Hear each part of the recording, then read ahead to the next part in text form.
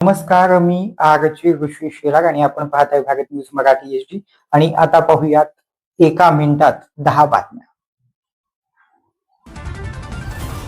विरार पालघर मध्ये पावसाचा जोर वाढल्यानं पाणी पातळीत प्रचंड वाढ झाली.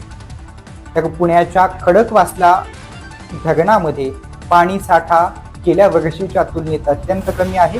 15.47% पाणी साठा उपलब्ध असल्यानं पुणेकरांच्या चिंतेत वाढ झाली. केतन अग्रवाल आरोपी हत्येप्रकरणी आरोपींची आता लाईव्ह डिटेक्टर टेस्ट होणार आहे. केतनला नेमकं गडावरून कोणी ढकललं हे जाणून घेण्यासाठी पोलीस लाईव्ह डिटेक्टर टेस्ट करणार असल्याची सूत्रांची भारत न्यूज मराठीला माहिती. श्रीगोंदा मतदारसंघाचे आमदार विक्रम बबनराव पाचपुते यांचा अभिष्ट चिंतन सोहळा पार पडला. अभिष्ट चिंतन सोहळ्याला कार्यकर्त्यांनी यावेळेस रेकॉर्ड ब्रेक गर्दी करत विक्रम पाचपुतेंना वाढदिवसाच्या शुभेच्छा दिल्या.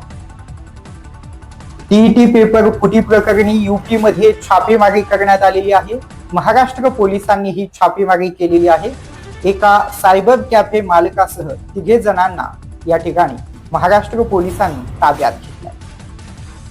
आमच्या सोबत सचिन आलाय, बाकीची टीम लगेच येईल. अहिरांच्या पक्षप्रवेशानंतर बच्चू कडूंचं सूचक विधान.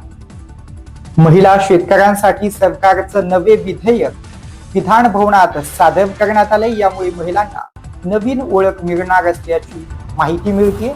तर अशा या गोष्टीमुळे महिलांना एक वेगळी उंची मिळणार असल्याचं यामध्ये नमूद करण्यात आलंय.